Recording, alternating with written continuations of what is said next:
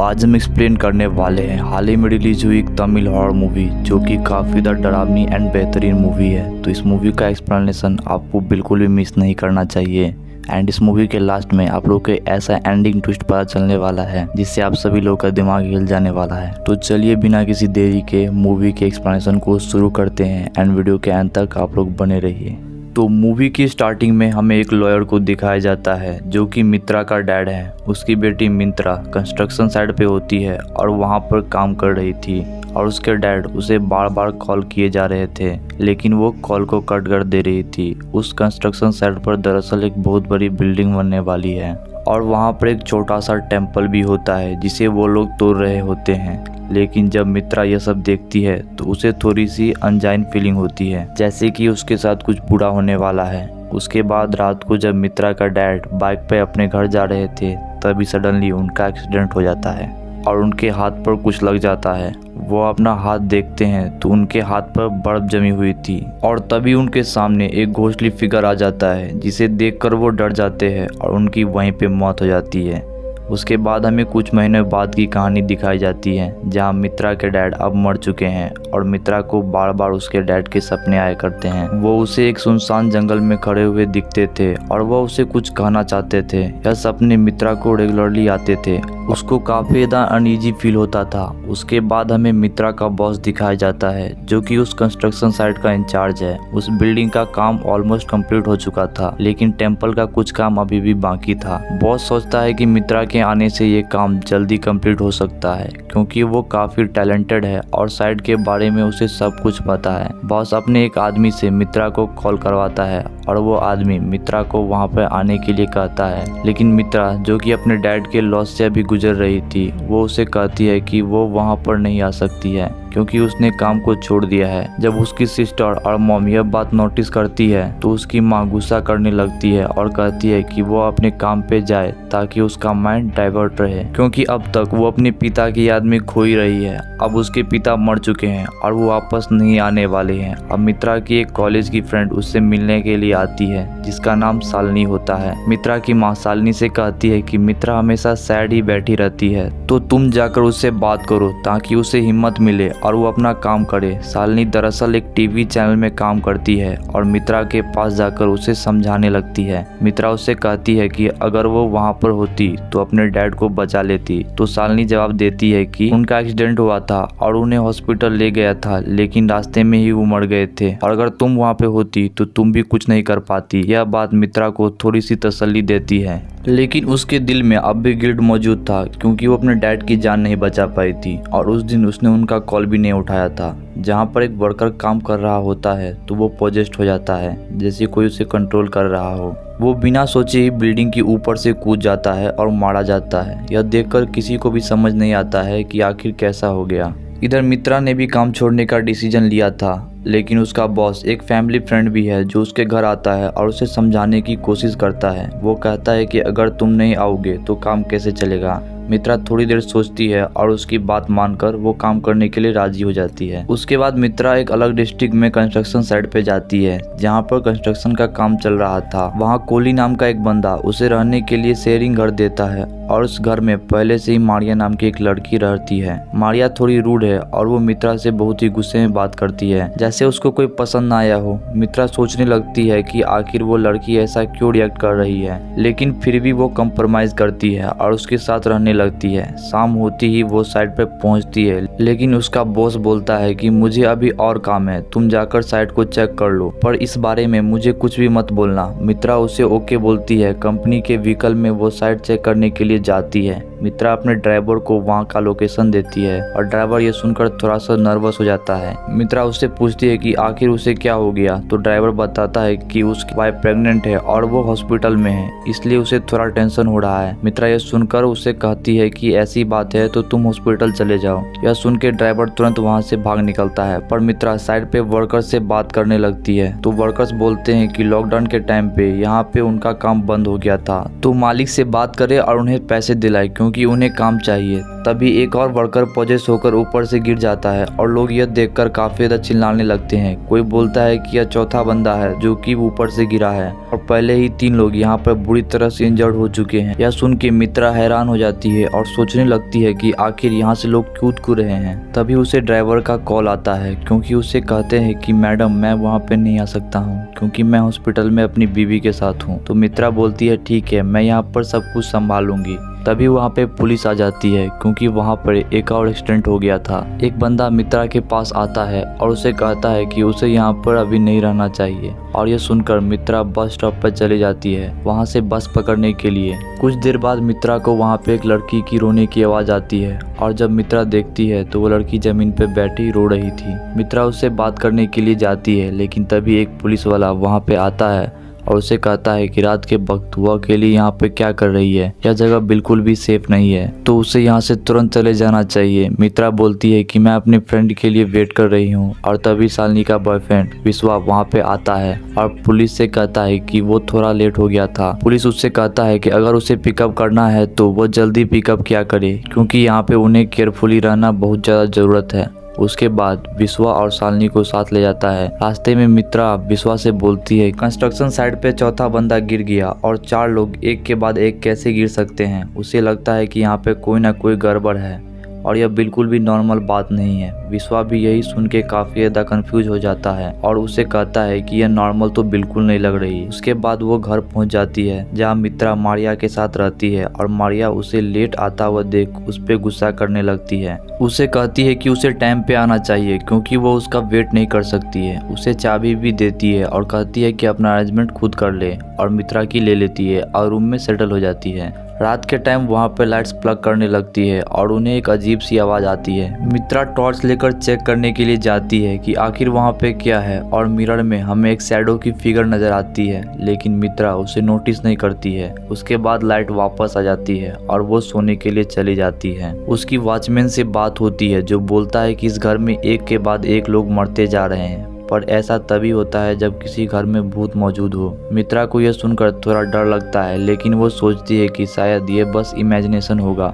उसके बाद सुबह उठकर मित्रा मारिया के रूम में जाती है और देखती है कि मारिया के फोrehead पर चोट लगी हुई है। मित्रा पूछती है कि यह कैसे हुआ तो वो गुस्से में आके उसे कहती है कि कबर्ड से लग गई थी। अब रात को मित्रा टेम्पल के डिजाइन पे काम कर रही होती है पर तभी वहाँ पे लाइट्स प्लग करने लगती है। उसे विंडो के पास एक फिगर नजर आती है जो कि एकदम कपी लग रही थी। एक बंदा जो वहां से गुजर रहा होता है उसे भी वो फिगर दिखती है लेकिन वॉचमैन उसको वहां से भगा देता है। जब वॉचमैन वहां पे देखता है तो वहां पर फिगर गायब हो चुकी थी। अब मारिया सोते वक्त सडनली पोसेज हो जाती है जैसे कोई भूत उसे कंट्रोल कर रहा हो। वो तुरंत कबर्ड में ठोकने लगती है और यह सीन यहीं पे कट हो जाता है। सुबह जब मित्रा उठती है तो मारिया तभी नहीं उठी थी और मित्रा उसके रूम के पास जाती है और देखती है कि मारिया की चोट और भी ज्यादा बढ़ चुकी है। वो डॉक्टर को कॉल करके वहाँ पे बुलाती है और डॉक्टर वहाँ पे आकर उसे चेक करता है और कहता है कि इसको दरअसल स्लीप प्रॉब्लम है, शायद इसी वजह से उसे चोट लगी है। मित्रा बोलती है अगर ऐसी बात है तो वो काम पे नहीं जाएगी, वो मारिया के साथ में ही रहेगी ताकि वो उसका ख्याल रख सके। मारिया जब उसके केयरिंग एटीट्यूड को नोटिस करती है तो वो अपने रूड बिहेवियर के लिए उससे माफी मांगती है।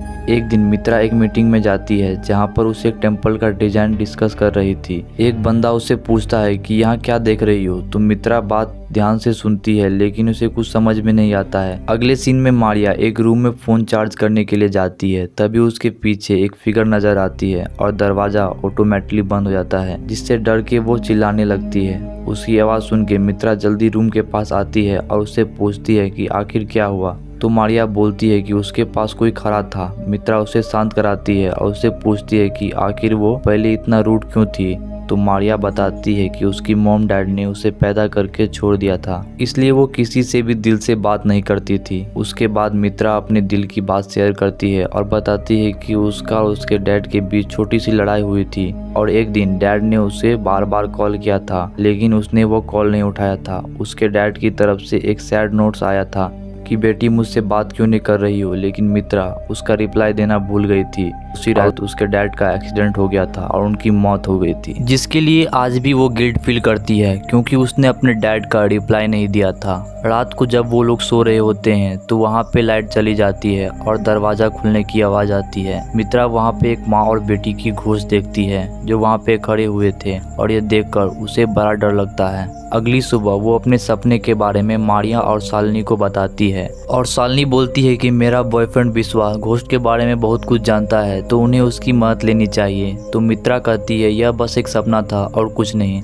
लेकिन शालिनी उसे इंसिस्ट करती है और फिर वो उसे बुलाने के लिए राजी हो जाती है। जब विश्वा वहाँ पे आता है तो वो घर के हर एक कोने को चेक करता है और फिर वो मित्रा के हाथ पकड़ता है और बोलता है क्या तुम्हें कुछ फील हो रहा है। तभी उसे एक फिगर दिखता है लेकिन वो उसके बारे में कुछ भी नहीं बताता और उसे कहता है कि आखिर यह सपने तुम्हें क्यों आ रहे हैं, इसके पीछे का रीजन पता करना पड़ेगा। इसके बाद वो बस स्टॉप जाते हैं कुछ क्लू इकट्ठा करने के लिए। मित्रा कहती है मैं यहाँ रात को बिल्कुल नहीं थी। तो विश्वा शालिनी बोलती है कि नहीं तुम यहीं पर थी और हम तुम्हारे साथ में आए थे।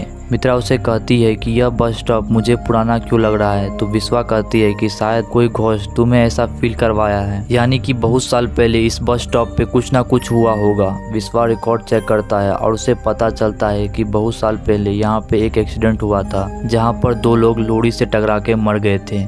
अब इसके लिए उन्हें पुलिस की हेल्प चाहिए थी। तो शालिनी बोलती है कि मुझे एक बंदा पता है जिसका नाम रियाज है और उससे बात करते हैं, शायद वो उनकी मदद करे क्योंकि वो दरअसल एक मीडिया वाला बंदा है। वो रियाज से मिलता है तो वो उनकी मदद करने के लिए राजी हो जाता है और वो डिटेल्स को इकट्ठा करने लगता है। रियाज कहता है कि कंस्ट्रक्शन साइट पे 4 लोग ऊपर से गिरे और उसका मानना है कि यह किसी घोस्ट ने किया है और जो भी लोग गिरे हैं जरूर उनका कोई ना कोई कनेक्शन हो सकता है। लेकिन कोहली उससे कहता है कि मुझे इस बारे में कुछ नहीं पता। इसके बाद वो वहाँ काम करने वाले एक बंदे से इस बारे में पूछती है तो वो कहता है कि मुझे इसके बारे में कुछ नहीं पता। मित्रा सोचने लगती है कि हम बेकार में इतना कुछ सोच रहे हैं और यहाँ पर सब कुछ इल्यूजन है और कुछ नहीं। तभी विश्वा बोलता है कि मुझे तुम्हारे डैड जैसा एक घोस्ट दिखा और एक घोस्ट उसका हाथ पकड़ा था और उसका हाथ बहुत ठंडा फील हो रहा था। विश्वा बोलता है कि सच में घोस्ट ने यही सब किया होगा और तुम्हारे डैड और घोस्ट का कोई कनेक्शन जरूर है और हमें यही पता करना होगा। उसके बाद मित्रा अपनी सिस्टर से फोन पे बात करती है और उसकी सिस्टर मिरर में देखते वक्त एक फिगर को क्रॉस करता हुए देखती है, लेकिन वो कोई और नहीं बल्कि मित्रा ही होती है। मित्रा की सिस्टर उससे पूछती है कि आखिर तुम यहाँ पर कब आई। तो वो कहती है कि वो यहाँ पर कुछ सवालों के जवाब ढूंढने आई है। उसके बाद वो अपने पिता के रूम में जाती है और उनके सामान को चेक करने लगती है और उसकी मम्मी बोलती है कि उन सारी चीजों को उसने एक जगह पे रखा हुआ है। तभी मित्रा को एक फोटो मिलती है जिसमें 2 लोग होते हैं जो कि एक्सीडेंट में मरे थे। फोटो पर रॉयल स्टूडियो का नाम लिखा हुआ था और मित्रा शालिनी से बोलती है कि वहां जाकर पूछते हैं आखिर क्या माजरा है। उसके बाद वो सभी रॉयल स्टूडियो में जाते हैं और मित्रा शॉप वाले से पूछती है कि मेरे डैड ने यहाँ से फोटो लिया था और इसमें जो 2 लोग दिख रहे हैं वो कौन है। वो शॉप वाला उन्हें बताता है कि यह दोनों एक्सीडेंट में मर गए थे और उनका एक तीसरा भाई भी था जो कि इसी शॉप में मारा गया था। मित्रा उससे पूछती है कि उसका भाई का फोटो अगर तुम्हारे पास है तो मुझे दे दो। तो शॉप वाला उससे कहता है कि मैं ढूंढ के तुम्हें दे सकता हूँ। उसके बाद मित्रा अपने बॉस से पूछती है कि यह जगह पहले किसके पास थी। बॉस बोलता है कि यह जगह पहले 3 भाइयों की हुआ करती थी पर वो तीनों ही मर गए थे, जिसकी वजह से उनके रिलेटिव के पास यह जगह आ गई और उससे पहले भी यह जगह एक लेडी के पास थी जिसे पटाई में देखा था। मित्रा ये सुन के शौक हो जाती है और रियाज उससे कहता है क्यों ना वो पुलिस वालों से मदद ले जो कि इस केस में पहले से काम कर रहा था। अब वो सभी उस इंस्पेक्टर के पास जाते हैं और उनसे पूछताछ करते हैं। तो इंस्पेक्टर बोलता है इसमें बोलने को क्या है, 2 लोग लॉरी से टकरा के मर गए थे और शौक में उनका भाई भी मारा गया था। यह केस ऐसा ही था और यह केस इसलिए क्लोज हो गया था। इसके बाद मित्रा उसे पुराने घर का फोटो दिखाती है जो कि बिल्डिंग बनने से पहले का था और इंस्पेक्टर बोलता है कि इस घर के बारे में उसे अच्छी तरह से पता है। एक माँ और बेटी वहाँ पे रहा करती थी। बेटी 12 साल की थी और जो माँ थी वो विधवा थी। सिर्फ एक ही बंदा उनसे क्लोज था। उन तीनों भाइयों ने उस प्रॉपर्टी के लिए उनको अप्रोच भी किया था, लेकिन एक टाइम पर उस लेडीज ने डिसाइड किया था कि वो इस प्रॉपर्टी को बेचकर बाहर चली जाएगी। उन्होंने तीनों भाइयों को वो प्रॉपर्टी बेच दी पर फिर वो अपने लवर के साथ टाउन छोड़ने वाली थी, लेकिन लवर ने उसे धोखा दे दिया। पर जो भी प्रॉपर्टी के पैसे थे वो लेकर वो भाग गया। पर इसी वजह से वो माँ और बेटी अब पूरी तरह से गरीब हो चुके थे। इसी वजह से उन दोनों ने खुद की जान ले ली। तभी मित्रा सोचने लगती है कि कहीं ये लवर उसके डैड तो नहीं थे। वो अपने डैड की फ़ोटो इंस्पेक्टर को दिखाती है और उनसे पूछती है क्या यही बंदा था क्या। तो वो कहता है कि नहीं, यह बंदा नहीं था, उस बंदे का नाम राम था, बस इतना ही उसे पता है। जब मित्रा सोचने लगती है कि आखिर इस केस से मेरे डैड का क्या कनेक्शन है और उसे कुछ भी समझ में नहीं आ रहा था, रियाज उनसे कहता है कि वो चिंता ना करे, वो आगे इन्वेस्टिगेशन करेंगे, उन्हें कोई ना कोई क्लैरिटी जरूर मिलेगा। इधर इंस्पेक्टर जब अपना काम कर रहा होता है तो वो अपने घर में उससे चक्कर आ जाता है और जब वो ऊपर देखता है तो वो सीलिंग बहुत डैमेज होती है। तभी एक घोस्ट वहाँ पे आता है और उस पर अटैक कर देता है और इंस्पेक्टर भागने की कोशिश करता है, लेकिन घोस्ट उसको फ्रीज कर देता है और उसे तुरंत वहीं पे जान से मार डालता है। जब इन लोगों को ये खबर मिलती है वो लोग सोचने लगते हैं कि आखिर इंस्पेक्टर कैसे मारा गया। तो विश्वा बोलती है कि शायद उसकी उम्र हो गई थी इसलिए वो मारा गया, लेकिन रियाज बोलता है कि नहीं, इंस्पेक्टर उन्हें जरूर झूठ बोल रहा होगा, उसे सच्चाई का पता होगा। रियाज उनसे कहता है कि जरूर कोई मर्डर केस होगा, ना कोई आत्महत्या का केस, पर इंस्पेक्टर ने उनसे पैसे लेकर आत्महत्या का केस बना दिया होगा। ऐसा करने के लिए उन्हें ढेर सारे पैसे मिले होंगे। उसके बाद वो सभी डॉक्टर के घर आते हैं और डॉक्टर अभी नशे में होता है और बोलता है कि मैंने उसकी केस में नहीं बल्कि ऐसे कई सारे केसेस जिसमें उसने झूठी रिपोर्ट लिखी थी, उसके लिए उसे ढेर सारे पैसे भी मिलते हैं। भगवान ने मुझे इस बात की सजा दी और मेरी वाइफ और बेटी दोनों एक्सीडेंट में मारे गए और अब मैं भी बहुत ही जल्द जाने वाला हूँ। यह सुन के सभी बाहर आ जाते हैं और रियाज बोलता है कि उसे कोई इन्फॉर्मेशन नहीं मिली है। और रात के टाइम जब डॉक्टर पी रहा होता है तो उसके हाथ धीरे धीरे फ्रीज हो रहे होते हैं और उसे कोई फिगर दिखती है और वो बोलता है वो मुझे लेने आ गई है। तभी वो घोस्ट उस पर अटैक कर देता है और उसे वहीं पे मार डालता है। मित्रा को पता चलता है कि उन तीनों भाइयों ने प्रॉपर्टी खरीदी थी और डील में विटनेस का साइन उसके डैड ने किया था, इसलिए घोस्ट ने उसको भी टारगेट किया था। रियाज उनसे कहता है कि उन्हें राम के बारे में इन्वेस्टिगेशन करना चाहिए। इन्वेस्टिगेशन में रियाज को यह पता चलता है कि राम को एक सस्पेक्ट केस में अरेस्ट किया गया था और वो 16 महीने जेल में भी रहा था। जेल में उसकी दोस्ती रवि नाम के एक बंदे से हो गई थी और वो दोनों एक ही टाइम पर जेल से रिलीज हुए थे। उसके बाद वो सभी रवि को ढूंढने के लिए उसके गांव निकल जाते हैं और उन्हें पता चलता है कि बहुत सारे लोग रवि को जानते हैं, लेकिन राम को कोई भी नहीं जानता। जब रवि के रिलेटिव से राम के बारे में पूछते हैं तो वो लोग भी कहते हैं कि उनको राम के बारे में कुछ भी नहीं पता।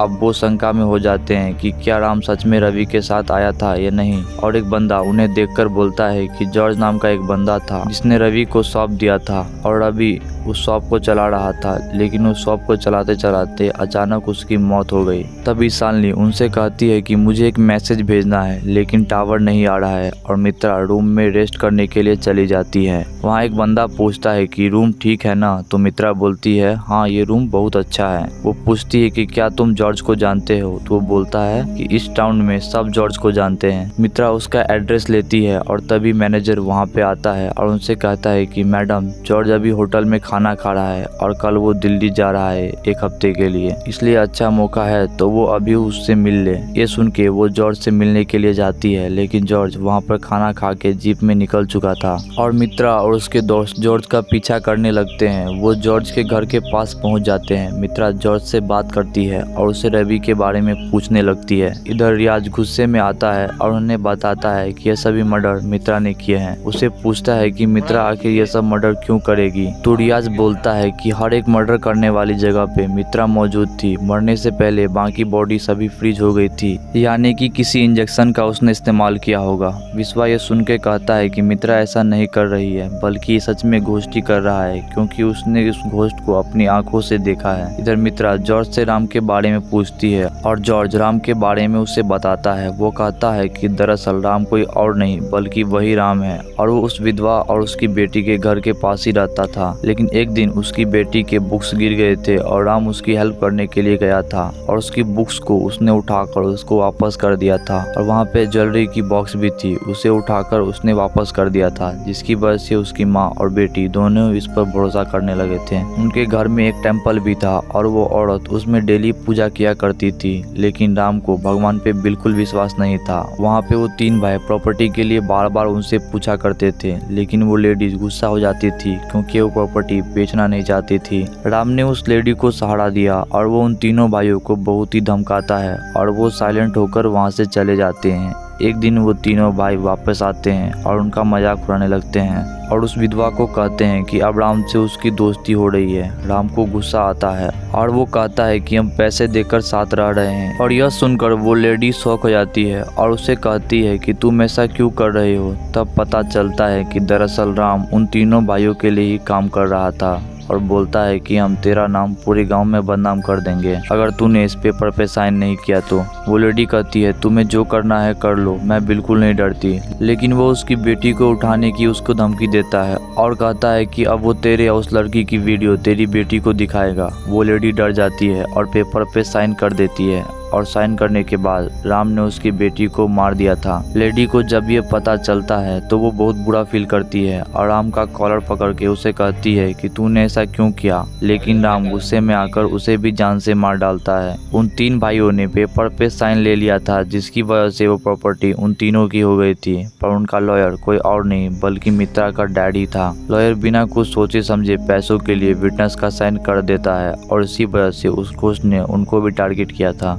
अब वो तीन भाई राम को पैसे देते हैं और वहाँ से भागने के लिए बोलते हैं, लेकिन तभी उन तीनों भाइयों में से एक पोजेस्ट हो जाता है और रोड पे जाता है और दूसरा भाई उसको रोकने के लिए दौड़ता है, लेकिन लॉरी से वो दोनों टकरा के मर जाते हैं और वो जो आत्मा होती है वो तीसरे भाई को भी जान से मार डालती है। राम ने जब ये सब देखा तो वो डर गया था और वो टाउन छोड़ के यहाँ से भाग गया था। जॉर्ज जब इसे बताता है तो मित्रा शॉक हो जाती है। तभी रियाज राम की फोटो मित्रा को भेजता है। मित्रा जब उसकी फोटो देखता है तो वो हैरान हो जाती है और उसे कंफर्म हो जाता है कि जॉर्ज ही राम है। तभी उसे वहाँ पे वो आत्मा नजर आती है जिसे देखकर जॉर्ज दौड़ते वक्त सडनली फ्रीज हो जाता है और नीचे गिर जाता है। रियाज जो था वो ये सब दूर से देख रहा होता है और उसे यकीन हो जाता है कि मित्रा ने वो मर्डर्स नहीं किए हैं। वो जॉर्ज को भी मार डालता है और उसका बदला पूरा होता है। उसके बाद मित्रा अपने होम टाउन वापस जा रही होती है और इसी के साथ ये मूवी खत्म हो जाती है। तो दोस्तों यही थी इस फिल्म की कहानी। आपको इस फिल्म की कहानी कैसी लगी आप लोग हमें कमेंट सेक्शन में जरूर बताएं। इस चैनल पे नए हो तो इस चैनल को सब्सक्राइब करें और मिलते हैं नेक्स्ट वीडियो में। तब तक के लिए thanks for watching, bye bye.